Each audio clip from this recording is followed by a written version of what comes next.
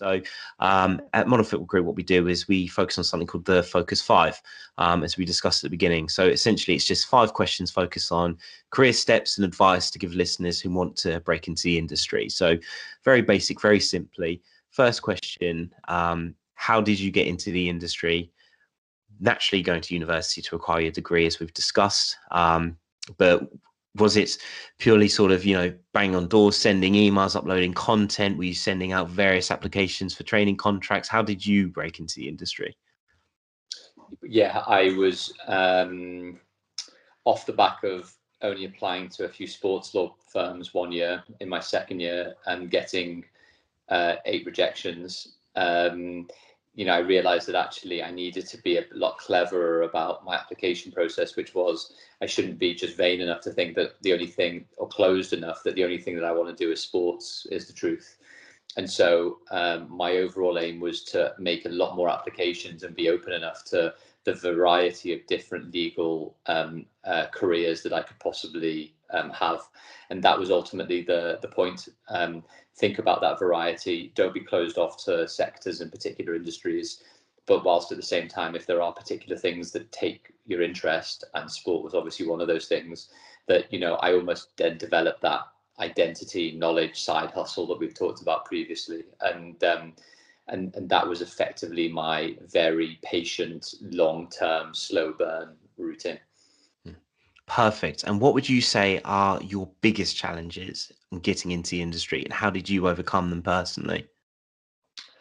It's the same stuff. I mean, if you go back to basics, it's, law and how to be a good lawyer. And there's all the types of stuff that happens. You can't expect to know it all when you're a young aspiring person. Do you get, comments that you would like you didn't get on appraisals? Do you get things you can always improve on? Yes. Are there always things, attention to detail, or challenges, or looking elsewhere for positions, or not conflicting with people at different times, and all the usual stuff that happens in every and any office environment. There was a great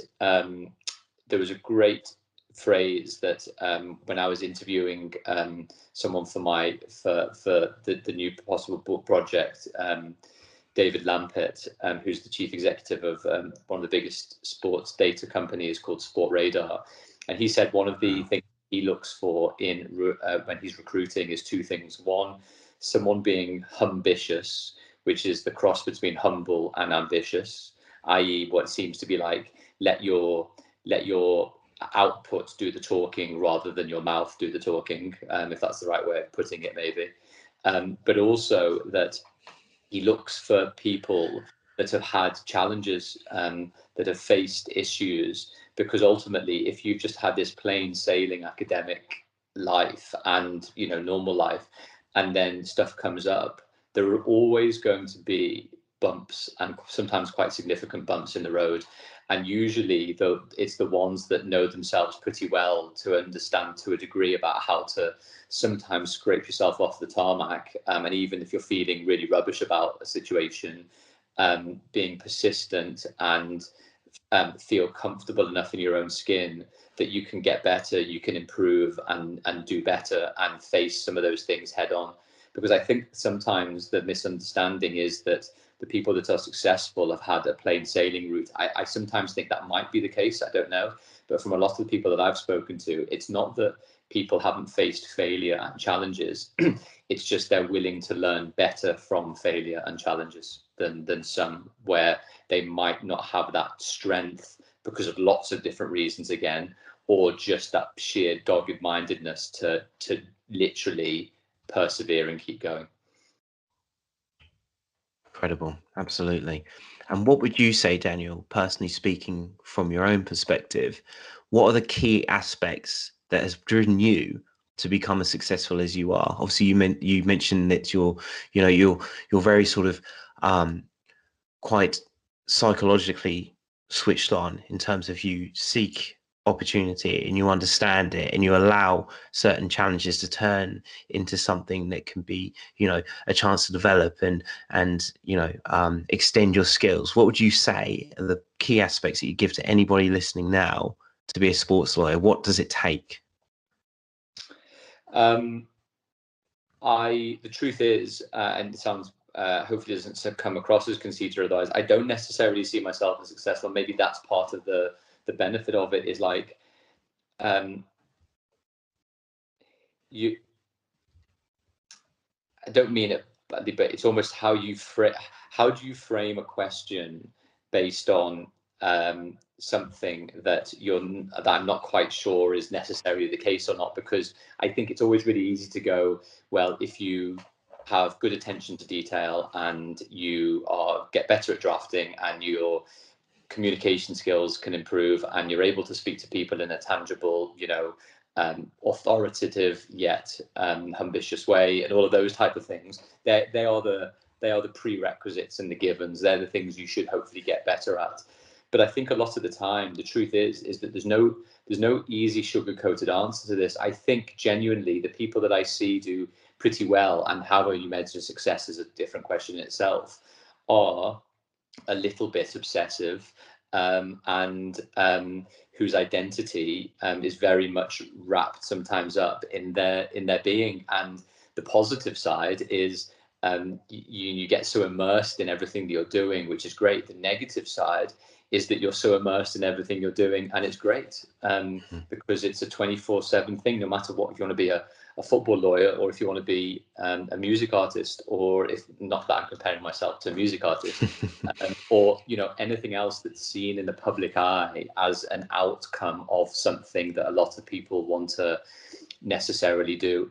I can talk about hard work and perseverance as the truth all day long, in a way, but ultimately it's something that comes from within you a little bit, which is a bit like, I'm just going to keep going on this, because for the best part of 7 or 8 years I wasn't really doing any glamorous stuff. I wasn't really doing that much work in the specific football sector. I was reading, speaking, using that opportunity to try and build my foundations. But ultimately, I wasn't in it for the glamour then, just as I'm not in it for the glamour now. It's just, in a way, football saved me, because football is something that I know so much, I feel that I know so much about, that is so part of me, that it becomes quite a natural thing to want to do this interview with you at 8:30 on a weekday. In the same way that I will take a call at 2 o'clock in the morning if I need to from a client, because we need to do something first thing in the next morning. The downside of that is that sometimes isn't seen by a lot of people as potentially a very healthy work-life lifestyle balance. But again, that's just, sometimes a bit of an artificial construct about lifestyle balance, full stop. I think if you want to do a lot of cool stuff, you make it your identity and you make your routines to happen in certain ways, so that all of the things that you do, or the vast majority of things that you do inside and outside of work, are just you as a whole, more than anything else. So sorry, a very long-winded way of answering what was probably actually a quite simple question. No, not at all. It was very honest and very transparent. And, that's the sort of thing. There isn't a magic pill to gain, like you say, a subjective measure of success. There is certain other measures and metrics that people use to measure their own success, but it's the work that you undertake to drive yourself there. And it's interesting to hear you say, what you did about your specific journeys, and what you've deemed to be useful in your own career. And it's good to kind of inform everybody else who's listening to this, of how you interpret that and what your mindset is. I think it's fantastic. And again, clearly you have an extraordinary repertoire of skills, Daniel, and incredible experiences, all of which must have resonating spots in your memory. However, out of everything so far, what would you say is the best thing about your career to date? Or is there a notable achievement or experience or situation which, sort of bears a bit more significant in your memory than others?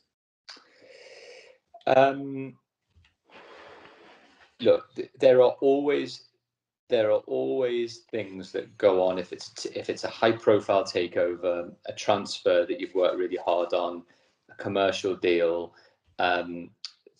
getting people out of problems, solving issues. that's the label, and the high profile stuff is just the name on top of the thing that I have just said. And that's great, and it's great in a way for me, and it's great for people to see that you're doing that type of stuff, and it's great for the ego as well, is the truth. But ultimately, my aim is to try and on a daily basis do the thing that I like doing, and that partly involves the work that I do, but actually it mainly involves the people that I do the work with. And the reason I say that, and again, I don't want to come across as soppy and all, sentimental, but I and what I've really missed this year over COVID is just a chance to go into the office and see the guys and girls in my team and the wider team of literally go in and chat sport and talk about issues and laugh about stuff and find problems to solve and deal with stuff more generally. So I can easily go, this player transfer was amazing and this club takeover was fantastic. But in the end, that's just for my ego to say, look how great I am at doing this particular thing that came across. The truth is that you get fulfillment, I think, from working with really lovely people, that you get a kick out of a daily buzz of, I'm not saying it's perfect every day of the week for 365 days of the year, but I enjoy going into the office and seeing everybody. And I think that's not a bad measure, is the truth. Yeah. No, that's brilliant. Really, really nice summary of that, Daniel. Thank you. And finally, what advice would you give to yourself when you were younger? What would be the key sort of advice that you would have given yourself? Don't fuck it up. Because I'm quite sorry. Is that not a good language to use for this? That's absolutely fine. Yeah. So this is the thing, that when I get this question, I get into actually an interesting debate with myself and with the interviewer. So I'm going to just run this through. So are you saying I'm going back in time to speak to my former self about what you would do differently, or are you, because then me giving that advice to my past self then would change my potential future? So the actual point that I would think about is, I wouldn't want to tell my past self anything, because then if I told my past self anything, I probably wouldn't be here doing this conversation now with you. That's very interesting. Tell me a bit more about that then. Well, it's making a fundamental assumption that time travel is possible. But outside of that, my view is that any path that isn't the path that's been trodden would lead to a different outcome. As a sort of as a chaos theory advocate of sorts. So, but taking away all of that nonsense that I've just spouted for the last 3 minutes, it's the advice that I give to people now to a degree, and it's the advice hopefully that I will try and articulate in this book, and that I'm trying to do, which is anything. Optimistically, anything's possible, but you've got to take loads of proactive steps consistently over a long period of time, so that all of those things can compound to create the maximum amount of opportunities for you to succeed. And if you can do all of those things, you're on a great path.